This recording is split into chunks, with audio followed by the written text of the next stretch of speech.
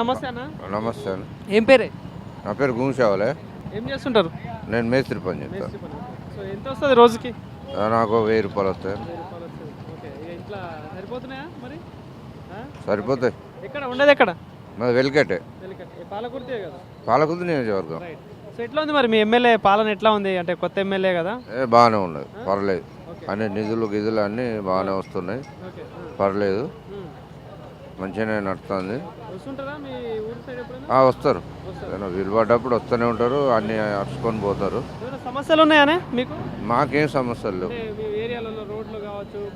లేదు లేదు, అవేం లేవు, అవి అన్నీ ఆల్ క్లియర్, బాగానే ఉన్నది. ఎట్లా అనిపిస్తుంది మరి కాంగ్రెస్ ప్రభుత్వం పాలన? పాలన అయితే బాగానే ఉన్నది, కంపల్సరీ. తొర్రూరులో మున్సిపల్ ఎలక్షన్స్ వస్తున్నాయి కదా, మళ్ళీ 11వ తారీఖు ఎలక్షన్స్. సో ఎట్లా ఉండొచ్చు మరి ఇక్కడ తొర్రూరులో ఎవరికి గెలిచే ఛాన్స్ కనిపిస్తా ఉంది? ఇక్కడ కాంగ్రెస్ వస్తుంది కంపల్సరీ. ఎందుకే కాక? అదే పనులు బట్టి, పనులు బాగా నడుస్తున్నాయి కాబట్టి ఏ పని అయినా మంచిగానే నడుస్తున్నాయి. ఈ 2 ఏళ్లలో పనులు అయితే చేస్తున్నారా? చేస్తున్నారు. కాంగ్రెస్ ప్రజాపాలన అంటున్నారు, 6 గ్యారెంటీలు అన్నారు. 6 గ్యారెంటీలు అయినాయి కదా. ఏమైనా లబ్ధి పొందుతున్నారా?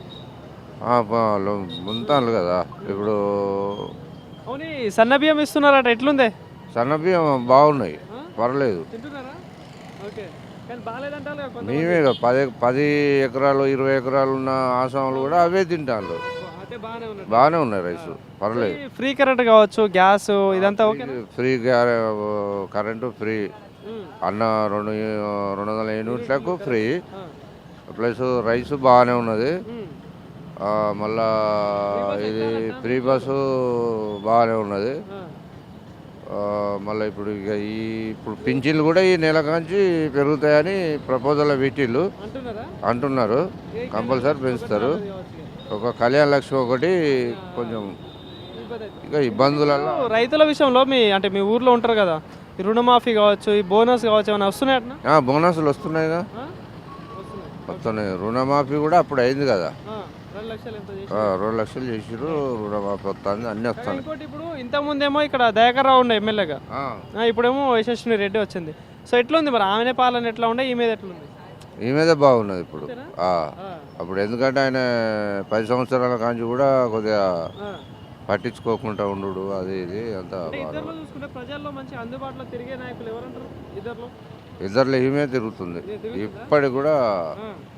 పాలకుర్తి నియోజకవర్గం మొత్తం ఆమె బాగుంటుంది, చేస్తుంది. ఎవరికి ఓటేద్దాం అంటావు మరి ఇప్పుడు వచ్చే మళ్ళీ ఒకళ్ళు వస్తే? మళ్ళీ నేను వేస్తే కాంగ్రెస్కే వేస్తాను. ఓకే కాకా.